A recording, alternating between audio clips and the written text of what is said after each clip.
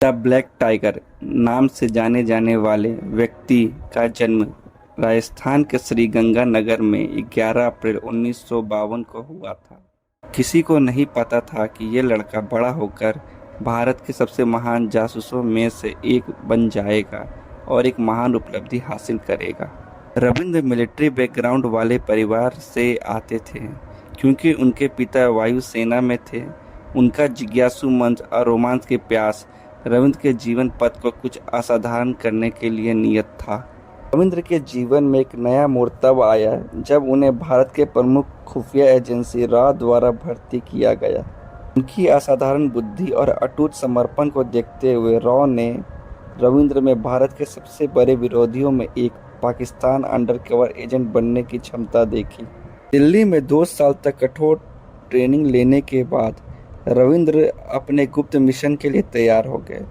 उन्होंने भेष बदले, नियमों को तोड़ने और एक मुसलमान के रूप में जीवन जीने का तरीका सीखा। उर्दू और पंजाबी सहित भाषाओं में उनकी दक्षता और उनके भविष्य के प्रयासों में अमूल्य साबित हुई। 1975 में 23 साल की छोटी उम्र में रविंद्र ने सीमा पार कर पाकिस्तान में प्रवेश किया और रविंद्र कौशी के रूप में अपनी पहचान छोड़कर नबी अहमद शाकिर का व्यक्तित्व अपना लिया।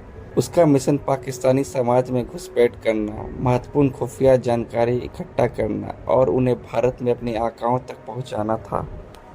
रविंद्र के समर्पण की कोई सीमा नहीं थी। उन्हें इस्लाम अपना लिया, खतना करवाया और खुद को सहजता से पाकिस्तानी संस्कृति में आत्मसात कर लिया। यूनिवर्सिटी में दाखिल लेने के बाद उन्होंने LLB की पढ़ाई पूरी की।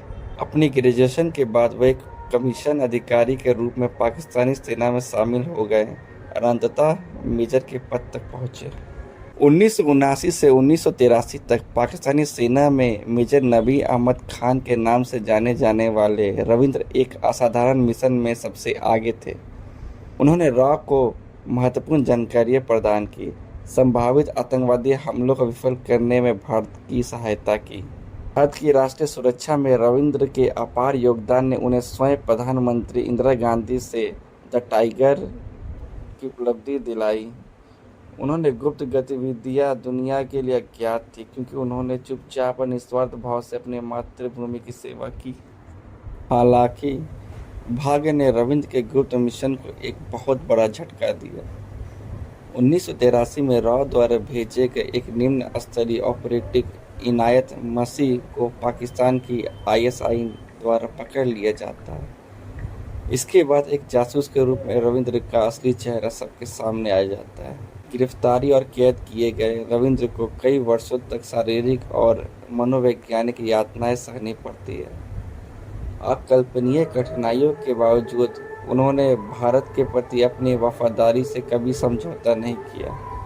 उनकी अटूट भावना और संवेदनशील जानकारी का खुलासा करने से इनकार करने से उन्हें अपने साथी कार्यकर्ताओं से सम्मान और उन लोगों की प्रशंसा मिली। रविंद्र ने सियालकोट, कोट लखपत और मियावली सहित पाकिस्तान के विभिन्न जेलों में 16 साल बिताए। अलगाव के बावजूद वो भारत में अपने परिवार को गुप्त पत्र भेजने में कामयाब रहे, जिसे उन्होंने बिगड़ते स्वास्थ्य और उनके द्वारा सहन की गई पीड़ा का पता चला। उनके मामरिक सवाल, क्या भारत जैसे बड़े देश के लिए अपनी जान कुर्बान करने वालों को यही मिलता है, उनके ये शब्द पढ़ने वालों के कानों में गूंज जाते थे। दुखद बात यह है कि 21 नवंबर 2001 को गुमनाम नायक रविंद्र कौशी की पाकिस्तान के सेंट्रल जेल मियावली में हृदय रोग से मृत्यु हो गई। उनका बलिदान और भारत के प्रति अटूट निष्ठा, साहस और देशभक्ति एक अस्थायी प्रतीक बनी हुई है।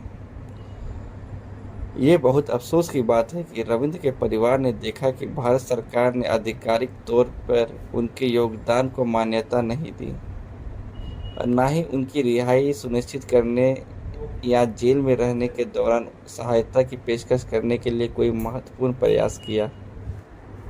उनकी स्मृति का सम्मान करने के लिए रविंद्र के परिवार ने फिल्म के रूप में उनके जीवन को पहचान दिलाने की मांग की, जबकि फिल्म एक था टाइगर में उसकी स्वीकृति के दावे को खारिज कर दिया गया था।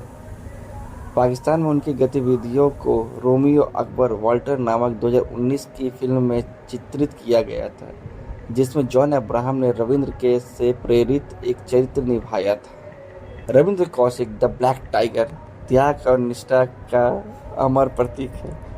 उनका जीवन पीढ़ियों को प्रेरित करता रहता है, हमें उन गुमनाम नायकों को याद दिलाता है जो हमारे राष्ट्र की रक्षा और हमारे प्रिय मूल्यों को संरक्षित करने के लिए अथक प्रयास करते हैं। उनकी विरासत सदैव साहस और देशभक्ति के प्रतीक के रूप में चमकती रहेगी।